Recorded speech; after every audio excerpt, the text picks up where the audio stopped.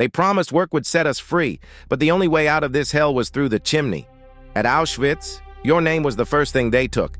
You weren't a person, you were a number destined for ash.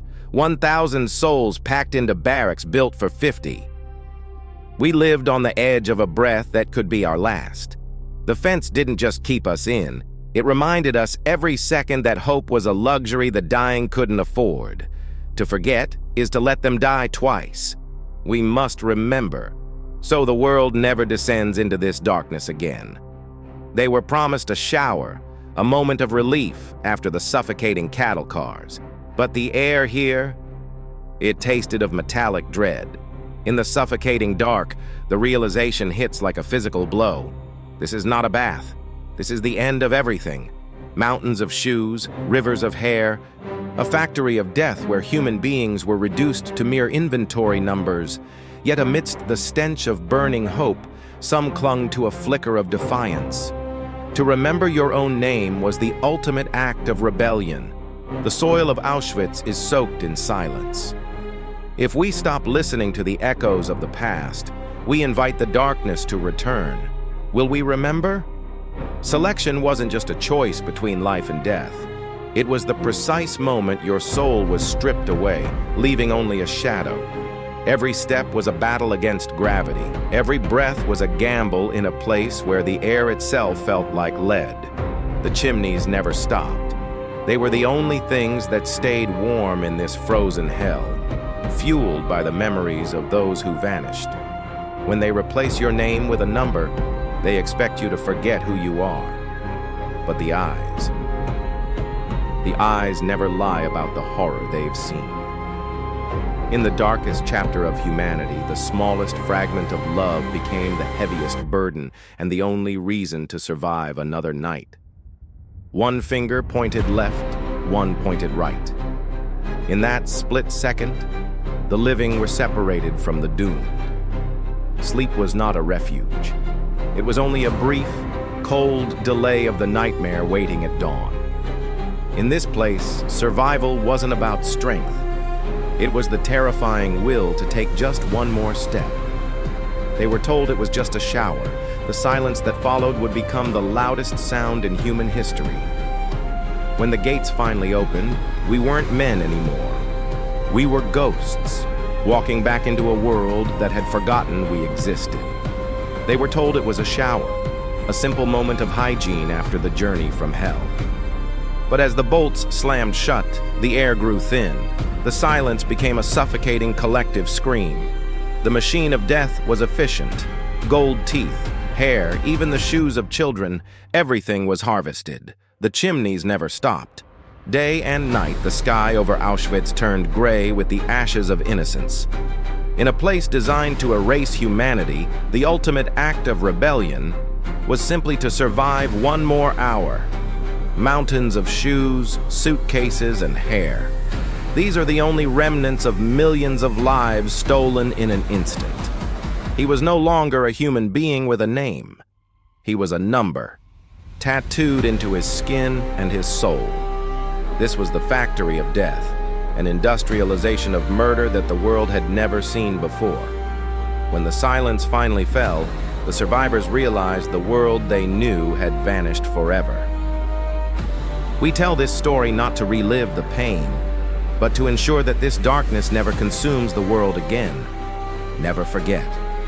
Every morning was a battle against the freezing bite of winter, where a single stumble meant the end. A factory of death, hidden behind a cruel lie that work would set them free.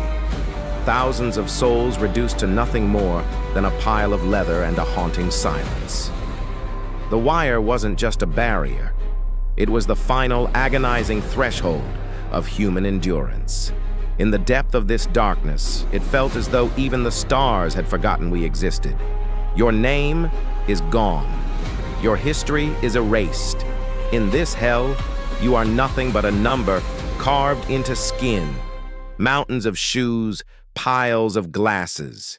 These are the only echoes of the souls turned to ash. They promised work would set you free, but here, work was just a slower way to die. Beyond the wire was a world that had forgotten they even existed, a world that watched in silence. For millions, the only escape from the nightmare was through the chimney. In Auschwitz, you didn't just lose your freedom. You lost your name, your soul, and your very reflection. A single crust of bread became more valuable than a kingdom. Hunger wasn't a feeling, it was a ghost that lived inside you. Look into these eyes. They aren't just sunken sockets. They are the mirrors of a world that chose to look away. The sky was never blue. It was the color of memories, drifting away in the form of black ash. They thought they could bury the truth under the weight of the dead. But as long as one of us breathes, the truth will never die. In this abyss, memory was the only thing they couldn't burn. But even memories faded as the smoke rose, day and night, without end. They didn't just take our lives, they tried to erase our very existence from the world. A mountain of shoes, each one representing a soul that was turned to dust in the wind. Will you look away, or will you bear witness to the darkest chapter of humanity? Every pair of shoes represents a stolen name, a family shattered, and a voice silenced forever. For those trapped behind these wires, time was measured not in hours, but in heartbeats of pure terror. The shadows here grew longer than the days, and hope was the most dangerous thing you could carry.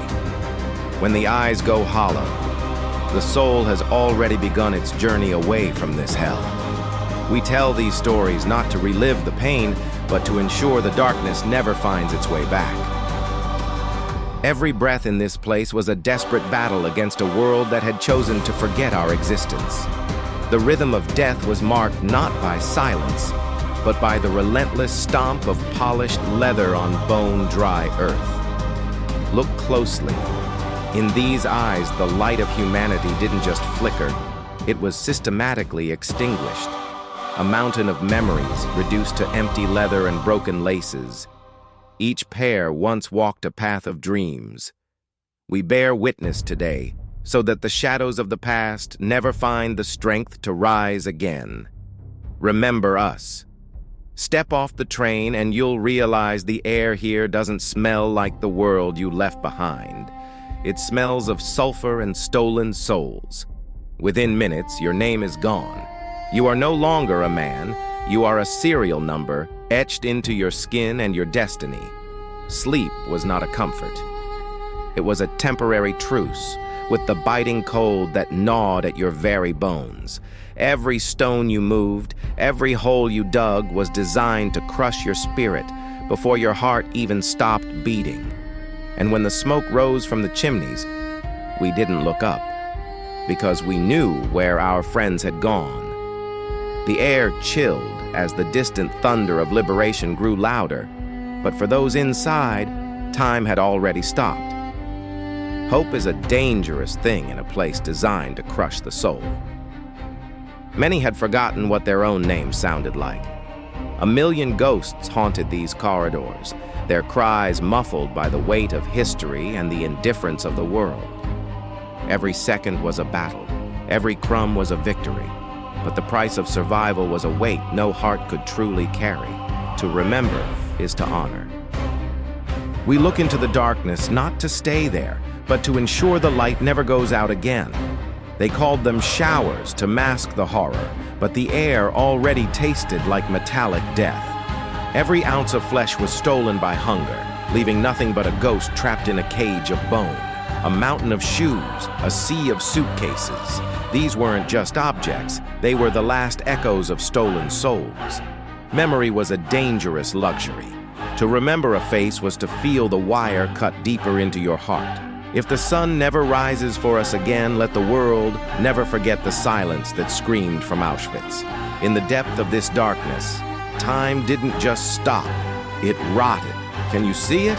The moment the soul finally decides to leave the body behind, thousands of stories reduced to scratches on a cold, indifferent wall. They were treated as numbers, but these numbers had families, dreams, and lives. We tell their story not to relive the pain, but to ensure the world never sleeps again.